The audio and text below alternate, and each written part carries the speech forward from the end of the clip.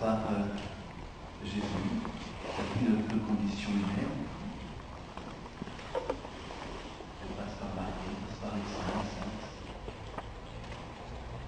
et évidemment ça dans l'Esprit Saint.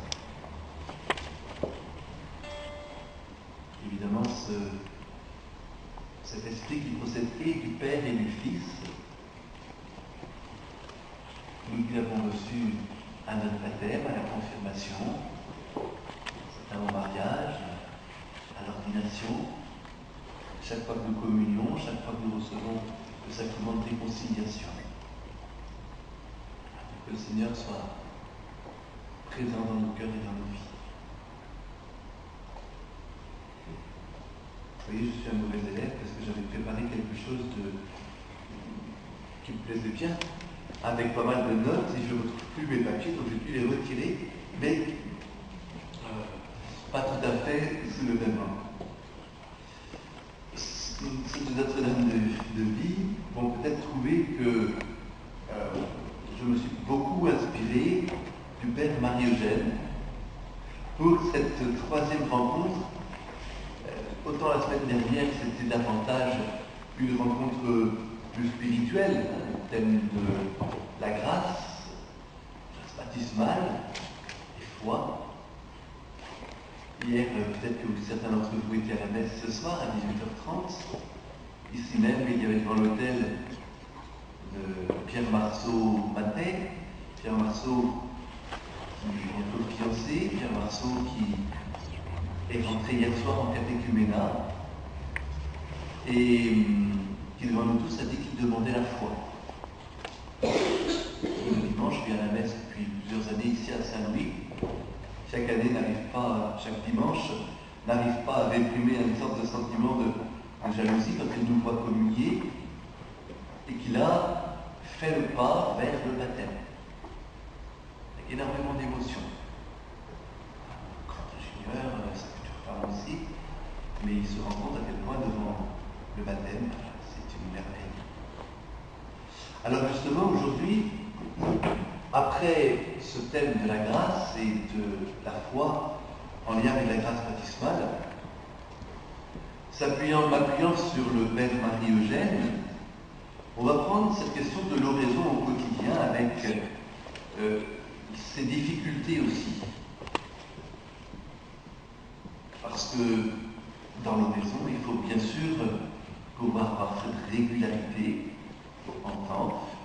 On va en parler du temps aussi. Moi, je dis toujours à certaines personnes, si une heure, une demi-heure, pour le moment, ça vous effraie, peut-être plutôt un quart d'heure tous les jours, plutôt que une fois une demi-heure et puis rien pendant une semaine. Vous voyez, c'est la régularité qui va aussi nous intéresser.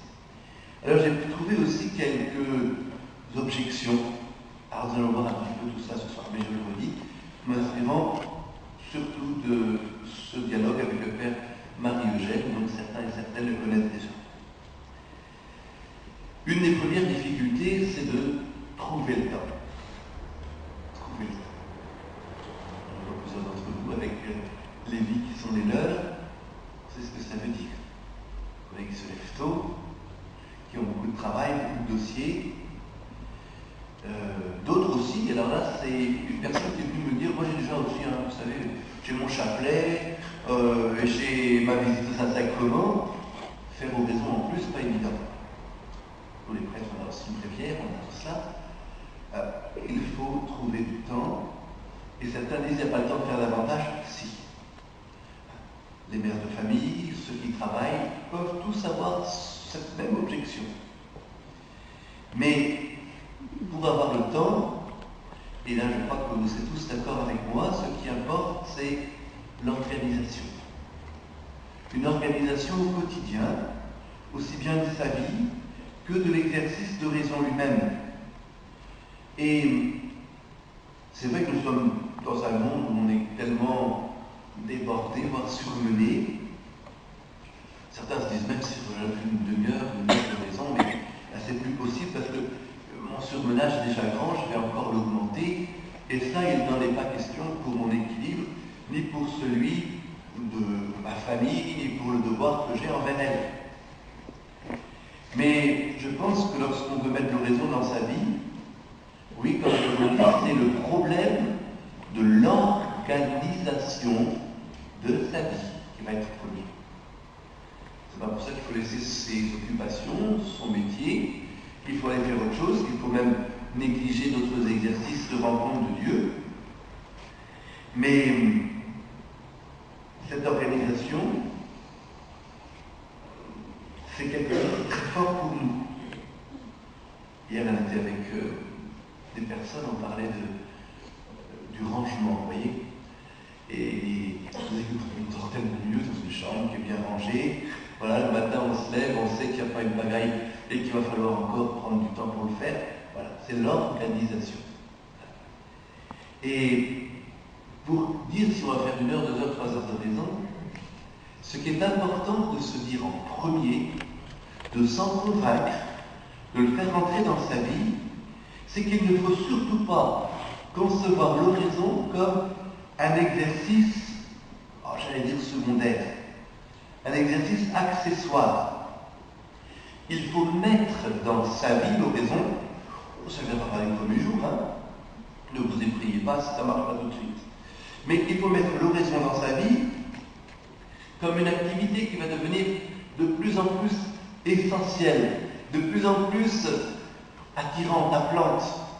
Et c'est vrai que petit à petit on se rend compte, moi je ne croyais pas en rentrer au séminaire, mais j'ai bien vu que petit à petit cette oraison devient quasiment essentielle chaque jour, autant que le sommeil, autant que le repos, en tout cas comme un exercice parmi les plus utiles de la journée. Et il faut avoir cette conviction en premier, cette certitude, cette conviction que l'oraison est un exercice plus qu'utile. La plupart du temps, c'est vrai, si l'oraison la met au même, j'allais dire au même rang que certaines petites dévotions secondaires, j'ai pas fait ma neuvaine à Sainte ceci ou cela, bon, d'accord, là il faut laisser tomber. Mais justement, si on se rend compte que l'oraison est totalement à un autre niveau, je pense que là on ne peut plus faire abstraction de cette oraison. Et je veux même aller plus loin. Certainement que cette heure d'oraison, faisons 1 heure, peut-être pas tout de suite, mais allons fixons-nous 1 heure, ça sera non seulement 1 heure utile, non seulement 1 heure importante, 1 heure qui comptera, mais ce sera 1 heure d'équilibre. Et pas simplement 1 heure d'équilibre sur le moment, mais pour la journée et pour tout le temps qui suivra. Vous connaissez tous cette réflexion de la petite Marthe Robin, Marthe qui disait, ben oui, la messe, évidemment, c'est important la messe. Rencontrer le Christ en Eucharistie, c'est capital. Oui, mais certains vont venir à la messe, dit-elle, avec trop d'habitude. Ils vont venir sans se préparer. Ça oui, je parle pas pour vous, mais il y en a quand même. C'est toujours intéressant, c'est toujours les mêmes, sont toujours en retard à la messe, toujours. Que la messe, on change d'heure avant ou après, ils sont toujours en retard. Voilà. Ça, c'est exaspérant, mais c'est comme ça. Ils arrivent en retard. Et Marthe disait que l'heure d'oraison, justement, est encore presque plus importante que la messe. Évidemment, ce n'est pas au même niveau que l'Eucharistie, c'est ce qu'elle dit aussi. Mais par rapport à notre rapport à Dieu, on changera plus dans notre mentalité et dans notre façon de penser en faisant tous les jours oraison que de venir tous les jours à la messe. Le mieux, c'est faire les deux, évidemment. Mais l'heure d'oraison nous transformera et notre attachement à Dieu sera mesuré davantage par l'heure d'oraison que par notre demi-heure à la messe tous les jours. Vous voyez, quand l'oraison est insérée dans notre vie, comme je viens de vous le dire, elle apporte un élément très fort d'équilibre. Et c'est cette heure d'équilibre qu'il faut essayer de garder précieusement. C'était Saint François de Sales, qui disait que les contemplatifs agissent beaucoup plus vite parce que l'oraison permet un temps de repos, de relaxation et va affiner nos facultés, va les perfectionner, même au point de vue humain. Donc va assurer, c'est ce que je vous disais, un équilibre. Le temps qui semble perdu dans l'horizon est retrouvé par l'intensité du travail que l'on fournit. Ce soir, il y a des personnes là aussi, je ne vais pas les nommer, mais qui sont dans cette chapelle annexe, ça s'appelle Jean-Paul II, et je sais que tous les matins se lèvent une heure plus tôt pour faire oraison. Et dont les enfants savent qu'il y a ce temps d'oraison à la maison, matin ou soir, et qu'ils sont invités à venir nous rejoindre. Oh, il n'y a pas d'obligation forte, mais une invitation, alors certains viennent 5 minutes, 10 minutes, un peu plus, rejoindre les parents dans l'oraison. Donc, pour résoudre ce problème de l'insertion de l'oraison dans notre vie, il faut aussi tenir compte, vous savez, c'est toujours, par exemple, ce qu'on chante, le dimanche qui suit Pâques, le dimanche qu'on appelait le Quasimodo, qui est maintenant le dimanche de la miséricorde, depuis Jean-Paul II, c'est-à-dire le dimanche de sa canonisation. On dit que le Seigneur nous nourrit. Si on est un petit enfant, il ne va pas nous donner la nourriture d'adulte. Il va donner du lait. Mais si on est adulte, le lait ne nous suffira pas. Et dans l'oraison, c'est tout à fait pareil. Dans notre vie spirituelle, il y a, pour certaines personnes, les 2 heures, ça sera beaucoup trop et même impossible. Alors que pour d'autres, ça sera leur quotidien. Pour certains, ça sera beaucoup, pour d'autres, ça ne sera pas assez. Pour d'autres, 1 heure, c'est déjà bien, pour d'autres, 1 demi-heure. Et il semble que si l'on veut de l'oraison et une certaine influence, il faut quand même donner du temps. Je sais que si 1 demi-heure, c'est déjà une bonne chose. 1 demi-heure avec le Seigneur, si on ne peut pas faire plus, c'est déjà quelque chose de très fort. Alors comment organiser ce temps? On peut, de manière très pratique, le couper en 2. D'autres vont faire en 3, en 4, vous savez, il n'y a pas de méthode assurée. Mais je pense qu'on peut résoudre ce problème de cette façon. Moi, j'ai vu des gens vraiment occupés, j'en connais ici plusieurs, des mères de famille, des foyers, des prêtres, des religieux, des religieuses qui ont des occupations absorbantes, et pourtant qui, dans leur vie, dans leur journée, arrivent à mettre 1 demi-heure, 1 heure, voire davantage d'oraison. Et même la petite Thérèse, quand elle nous parle de l'oraison, tout de suite, elle va parler du règlement qu'elle s'est fixé. Ce qui ne veut pas dire qu'on va organiser tous les détails de son existence. Mais malgré tout, il faut, vous voyez, j'insiste un peu lourdement ce soir, mais une organisation générale de sa vie en se fixant à un moment, si possible, toujours le même dans la maison. Et voilà. Certains vont me dire, moi je ne vais pas prendre tout mon temps pour ça, je peux prier en travaillant. J'espère que notre travail est une prière. Mais en même temps, je pense que certains travaux, peut-être certains travaux manuels, peuvent favoriser l'oraison, parce que l'esprit aime. Mais en même temps, nous savons très bien que beaucoup de contemplatifs nous disent qu'on ne peut pas allier toujours les deux. Et certains travaux, peut-être le travail intellectuel davantage, il occupe tellement l'esprit qu'il ne me permet pas de faire attention à Dieu. Oui, bien sûr, au début du travail, on peut dire, mais Seigneur, je t'offre le travail. Il y avait des très belles prières qu'on disait avant l'étude, des prières de saint Thomas d'Aquin qui dit que l'étude, c'est une action de grâce qu'on lui rend. Mais ça ne veut pas dire qu'une fois qu'on va être absorbé dans son travail, on ne va pas trouver 10 secondes dire Seigneur, voilà, mais le Seigneur en même temps pleurez. Donc, oui, mais c'est vrai, il y a aussi des personnes qui disent moi, de toute façon, toute la journée, je suis avec Dieu, j'y pense très fréquemment, donc je n'ai pas besoin de faire d'oraison. Ben, moi, je leur dis non. Il faut, je crois, cet exercice d'oraison. Des fois, humanistes, on leur dit aussi, oh, ben, vous avez de la chance, si déjà vous pensez tellement à Dieu, si facilement, c'est bien. Je pense que ce ne sera pas difficile pour vous de donner un temps spécifique encore en plus à Dieu. Donc dans l'oraison, autre point, on ne le fait pas de manière distraite. Vous savez, cette force de mettre son attention, sa vie, se recueillir. C'est beau comme mot, ça, se recueillir. Je pense que l'oraison exige un recueillement. Et elle comporte une attention à Dieu et une intention de concentration de toutes nos facultés. L'oraison, on le sait bien, c'est un échange affectueux avec Dieu. Et de notre part, cet échange exige justement que nous y apportions pas simplement un peu d'attention, mais toute notre attention, toutes nos facultés. Et je pense que dans l'homme actif qui va faire oraison, va orienter son intelligence vers Dieu. Et c'est là où il faut donc, comme je vous le disais tout à l'heure déjà, il faut un cadre et des conditions particulières.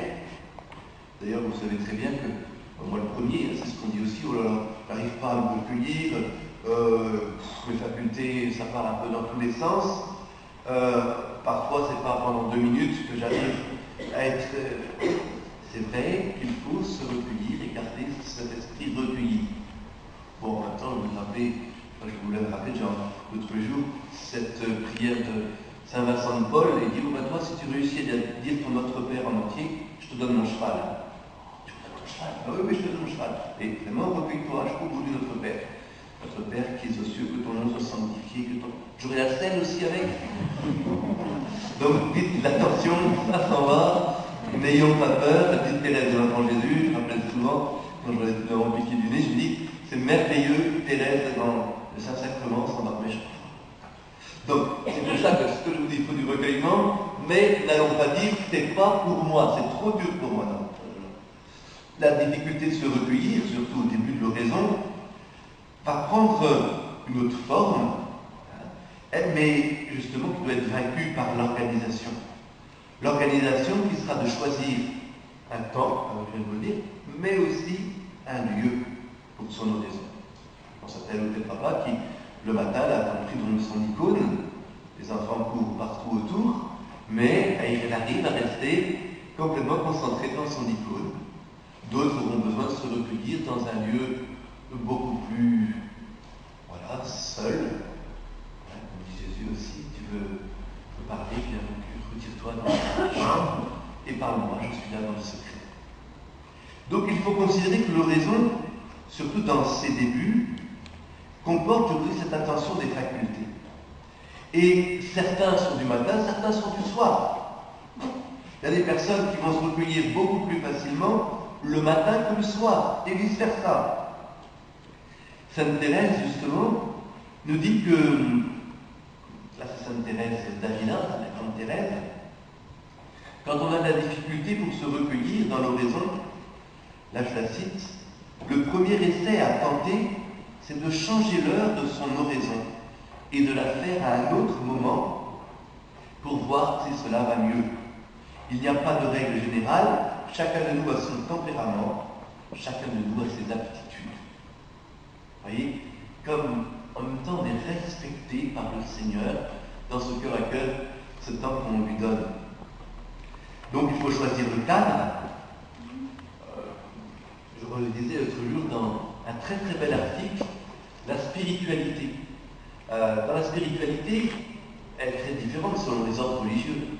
Les bénédictins, ce n'est pas les cisterciens ce n'est pas les chartreux, etc. Chacun a sa manière de penser.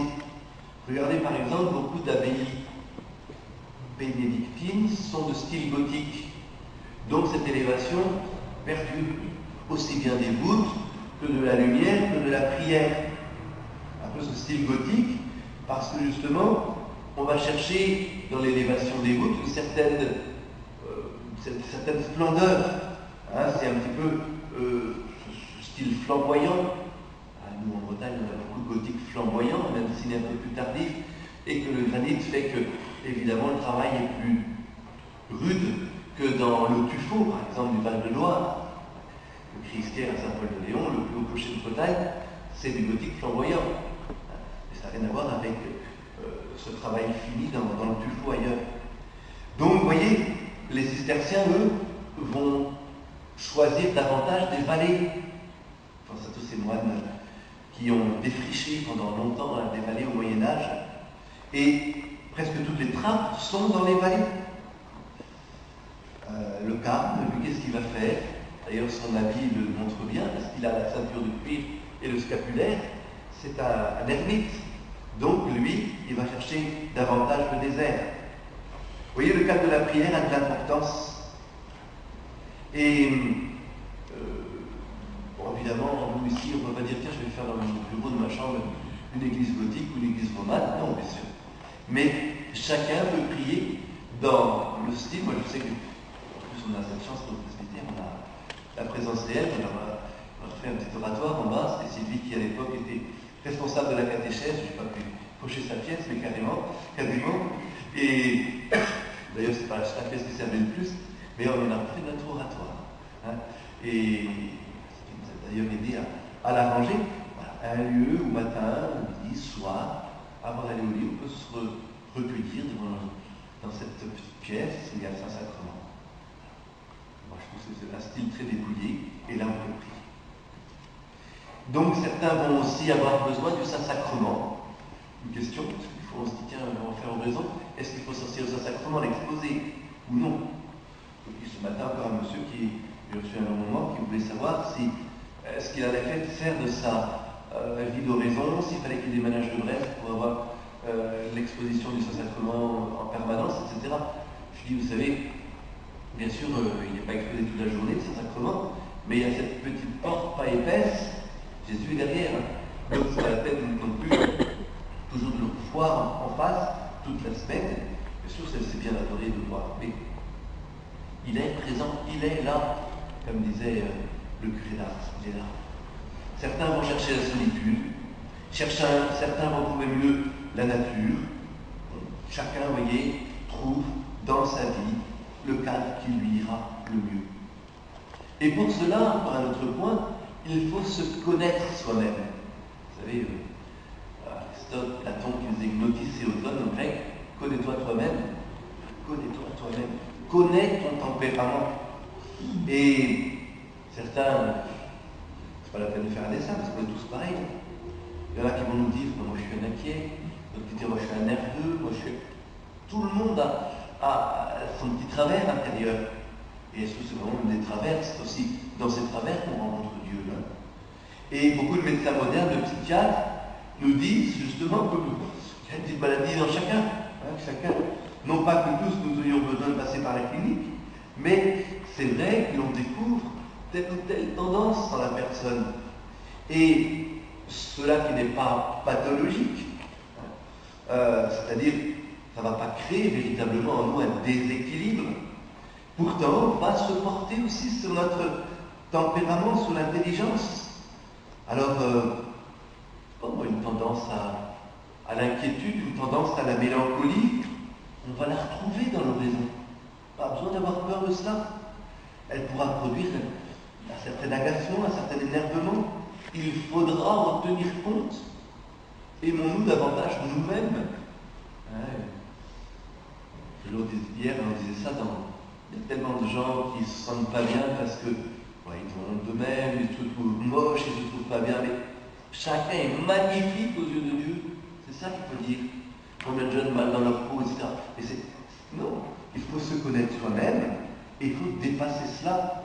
C'est là où justement, certains médecins vont vous le dire, certains groupes de relaxation, vous savez qu'on parle beaucoup de la respiration. La respiration comme une véritable relaxation. Eh bien, je suis sûr que si on le fait, dans l'oraison, là aussi, on retrouvera ce calme. Moi, j'ai toujours vécu mon temps de bréviaire comme un moment de rencontre cœur à cœur avec Dieu, mais aussi une coupure dans, des fois, les agacements, les énervements de notre journée, pour reprendre souffle. Et justement, ce souffle qui apaise. Bon, peut-être qu'il ne faut pas exagérer dans ce domaine, mais je pense qu'il ne faut pas non plus, dans le monde d'aujourd'hui, il y a tellement de gens qui cherchent, par exemple, tout ce qui est l'hindouisme et autres, tout ce qui est zen. Vous croyez qu'on n'est pas mieux chez les catholiques? On a largement mieux. Et bon, j'espère qu'il n'y a pas d'adouis, c'est pas une histoire. Mais c'est sûr qu'on a ces merveilles. Les moines du Moyen-Âge, je suis passionné par le Moyen-Âge, les moines du Moyen-Âge, mais ils trouvent un équilibre entre l'action, la prière et le travail manuel. Le Seigneur est là et c'est une respiration de leur vie et cet équilibre qui est donné. Donc, il y a toutes ces techniques qui reposent simplement sur notre anatomie, sur notre physiologie, mais je pense que, bon, certains vont dire que ça ne me mange pas du tout, mais d'autres auront besoin de cela et il ne faut pas du tout le négliger. Donc, mais il ne faut pas avoir peur non plus de se faire aider. Parmi nous, il y a des gens qui sont un peu enracinés dans la prière. Moi, comme prêtre, humblement, je sais qu'il y en a qui prient mieux que moi, certainement, et je suis plus heureux en tout cas. Et je trouve au contraire que c'est merveilleux d'aller voir Alain et lui dire comment est-ce que tu fais, comment est-ce que tu peux m'aider moi aussi à mieux organiser ma prière. Voilà. Alors, il y a un autre problème de l'oraison, c'est aussi ce lien avec la prière liturgique. Vous savez, le Concile Vatican II a dit que la prière, la liturgie était le sommet de la prière.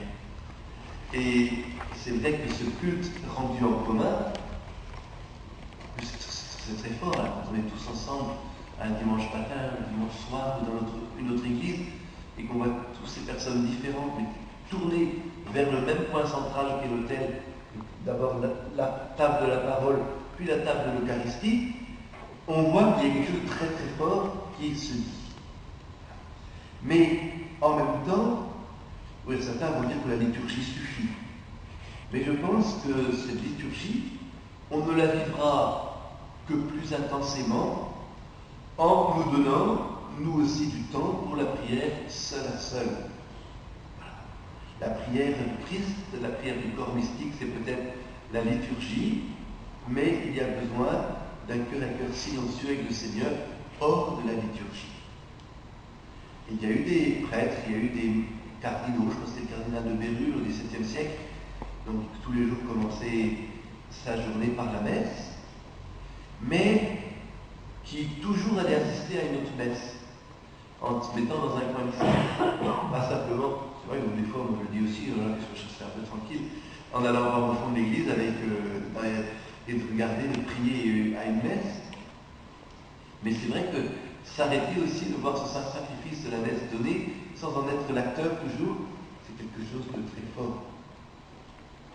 Donc, il faut les deux. Il ne faut pas négliger la prière silencieuse, l'oraison, mais on ne peut pas non plus ignorer la prière liturgique. Ceux qui me disent, oh moi je ne veux pas la messe, mais je viens souvent dans la semaine mettre un cierge. Bon, c'est pas le moment de dire, c'est pas bien, ça ne suffit pas. Déjà, on est 800, disant que c'est super que ça, c'est déjà très bien, c'est déjà... certes, c'est vrai que là aussi, hein, j'ai bien posé dans l'église le nombre de personnes qui ne vont pas le dimanche à la messe et qui seul à seul viennent prier en mettant un cierge. Et quand ils quittent l'église, le cierge continue de prier pour eux. En brûlant, c'est leur prière qui continue. C'est magnifique. Mais je suis sûr que ça aussi, ça les portera à une autre prière et à rejoindre un jour la communauté. Il y a cette première rencontre, c'était qu'est-ce que l'oraison? On en a parlé la dernière fois, mais je pense qu'il faut insister quand même sur quelques points. Et d'ailleurs, là, j'ai fait ça parce que je me souviens aussi des questions de la semaine dernière, méditation et oraison. Et là aussi, il faut revenir à cette merveilleuse période du XVIIe siècle français. Vous savez, le XVIe siècle, c'était l'affreux siècle des guerres de religion, de ces massacres entre catholiques et protestants, pas plus fin d'un côté que de l'autre. Le principe de tolérance était complètement ignoré, d'ailleurs n'avait pas sa place, et c'était pas l'ordre du jour du tout. Mais voilà que le XVIIe siècle, vous savez, c'est l'organisation en France de Saint-Sulpice. C'est là où on va organiser les premiers séminaires. Monsieur Ollier, Jean-Jacques Ollier à Saint-Sulpice à Paris, le cardinal de Bérulle qui va fonder l'oratoire, avec différents carmels dans l'est de la France, avec son successeur Charles de Pondrin, etc. Il y a eu un mouvement spirituel formidable. Saint Vincent de Paul, c'est cette période. Saint François de Sales, c'est cette période. Donc vous voyez des grands, à la fois des gens enracinés dans la mystique, comme enracinés dans la prière. Donc en France, oui, il y a eu ce XVIIe siècle qui nous a donné un renouveau spirituel et qui a fait énormément de bien.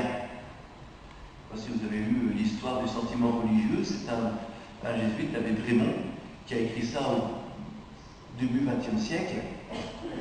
Il nous montre bien qu'il y a eu cette invasion mystique du XVIIe siècle qui est due à la traduction en français des œuvres de la Grande Thérèse.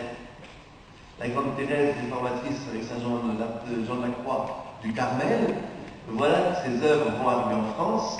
Et c'est là le cardinal de Bérulle, vous voyant certains carmels complètement effondrés en France, va les renouveler. Je crois que son premier carmel, c'est je crois que c'est le carmel de Pontoise, mais le carmel de Morlaix, le carmel de Brest, c'est lui aussi, à travers la France.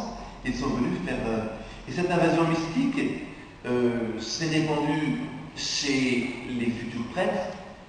Vous savez, du temps de Saint Vincent de Paul, après le concile de Trente, c'était la catastrophe. Monsieur Vincent raconte que du côté de Lyon, il est rentré dans une église, il a rencontré un prêtre qui faisait cuire dans son église un poulet, vous savez, marqué cette histoire. Il est assis dans son église en train de faire cuire un poulet dans la. Bon, oui, pour conserver l'église. Mais j'avais vu encore dans l'église Saint-Louis faire cuire du poulet. Et il était là, il savait, je crois, le Notre Père et la prière d'absolution. C'était tout ce qu'il savait. Donc, vous voyez, la formation, c'était 0,10. Donc, même si on s'était battu pour ça au XIe siècle, au XVIIe siècle, les prêtres étaient retombés dans les mêmes travers, concubinage, beaucoup, etc. Une vie vendait presque les sacrements, c'était épouvantable. Hein. Et c'est là au XVIIe siècle, avec M. Ollier, Jean-Jacques Ollier, avec le cardinal de Bérulle, va énormément se relever. Et grâce à ces traductions de Thérèse, il va y avoir les grandes discussions, Fénelon, Bossuet, et c'est formidable, c'est très intéressant. Avec Madame Guyon et le quiétisme, je pense que ça vous dit quelque chose, tout ça, mais allez voir ce grand siècle, le XVIIe siècle français, qui est aussi le grand siècle de la littérature. C'est le début du règne de Louis XIV, 1660. Vous voyez, ce sont des moments très forts, tout ça. En tout cas, Saint François de Sales, M. Ollier, l'école française, c'est eux qui nous ont aidés à retrouver des formes d'oraison, mais qui sont davantage peut-être des formes d'oraison intellectuelle, de méditation. Et il en résulte que justement, notre conception française a beaucoup confondu oraison et méditation. Et l'oraison pour nous Français, c'est quoi? L'oraison, c'est méditer. C'est pas tout à fait ça. Sainte Thérèse la Grande a beaucoup insisté sur ce point. Quand elle parle de l'oraison, qui est une méditation, considération, on peut dire, un travail essentiellement de l'intelligence, elle dit c'est un bon commencement pour les intellectuels, mais il faut rappeler à ces intellectuels, il faut leur rappeler que l'oraison ne consiste pas à penser, mais l'oraison consiste à aimer. Vous voyez comme c'est merveilleux. Le nombre de chrétiens que j'ai rencontrés qui m'ont déjà dit, quand je leur disais, mais oui, l'amour de Dieu, c'est ça qui est le premier. Oh, croire en Dieu, d'accord, mais croire en l'amour de Dieu, c'est autre chose. Eh bien si, l'oraison ne consiste pas à penser, l'oraison consiste à aimer. Et il faut se rappeler cette parole de Thérèse, l'oraison n'est pas une méditation, mais une prise de contact avec Dieu, un échange avec Dieu. On en a déjà parlé, mais je crois qu'il faut absolument garder cela. Nous le faisons par la foi, par l'exercice de la foi théologale. Mon Dieu, je crois que vous êtes là. Mon Dieu, je vous aime. Et si déjà on a dit cela, comme hier je vous disais avec les 3 lectures de la messe, seulement garder une phrase, c'est de la première lecture, tu as du prix à mes yeux, tu comptes pour moi. Le nombre de personnes découragées, et donc de personnes qui se croient inutiles, etc. Tu as du prix à mes yeux, tu comptes pour moi. C'est des gens, on se rappelle ça de la messe d'hier et qu'on se redit toute la semaine, formidable. On peut rester des heures devant le Saint-Sacrement avec cela et on peut méditer aussi. Je crois, Seigneur, que tu es là et je t'aime. Mais évidemment, cet acte de foi et d'amour qui permet le contact, qui permet l'échange avec Dieu, il faut l'alimenter. Si on n'a pas d'essence dans la voiture, elle n'ira pas loin. Si on n'a pas des batteries, etc., il faut l'alimenter. Et quel sera l'aliment? Nous sommes tous des êtres avec un intellect, donc on peut se servir de la méditation, c'est vrai, mais nous ne sommes pas là pour faire des méditations philosophiques ou théologiques. Ça, c'est encore un autre aspect. Pendant l'oraison, nous ne sommes pas là pour cela. Ne croyons pas qu'on aura fait une excellente oraison après avoir fait une méditation. Trouver de belles pensées, construire de beaux raisonnements.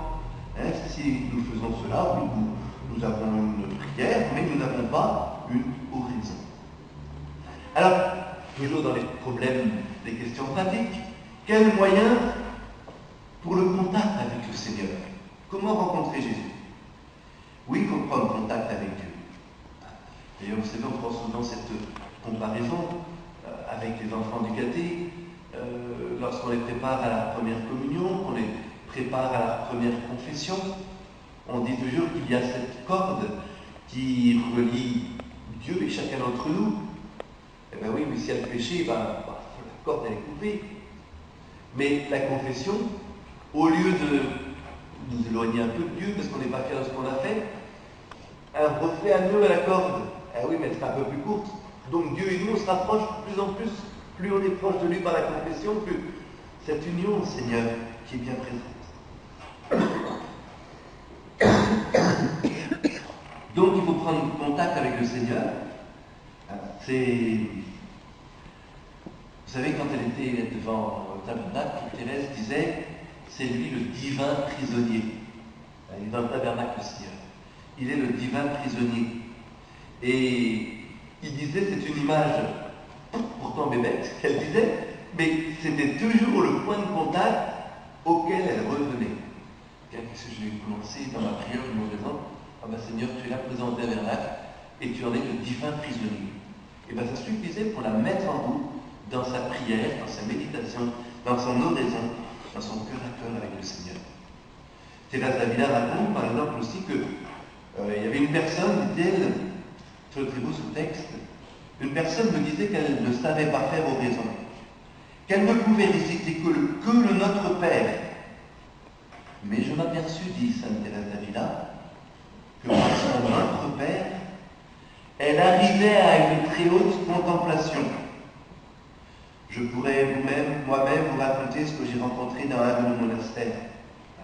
Et elle parlait chez une religieuse qui disait, mais à la fin de sa vie, toute sa vie, elle a voulu prier. Je ne sais pas prier. Je ne sais pas prier. Je ne peux même pas dire le Notre Père, disait-elle.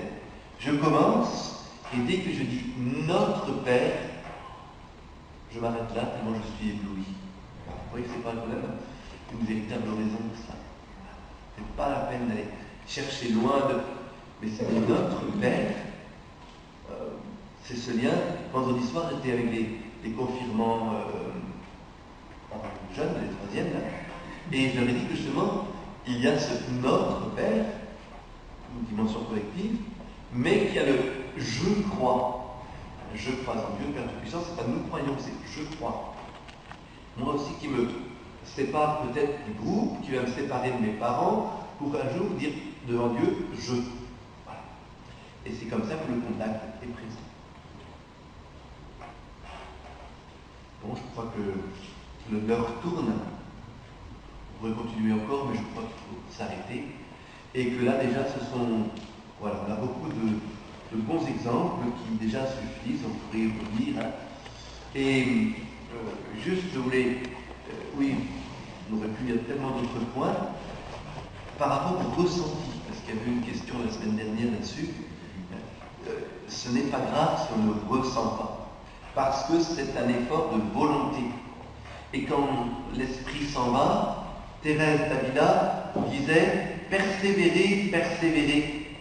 Je vous assure que le bon Dieu fera son devoir et que par conséquent vous serez soutenus. » Voilà, ben, j'espère que tous ces conseils, vous savez, je vous l'ai dit, mais ils sont autant pour moi que pour vous, vont nous aider dans nos maisons, vont nous aider à aller plus loin, et surtout dans ce cœur à cœur.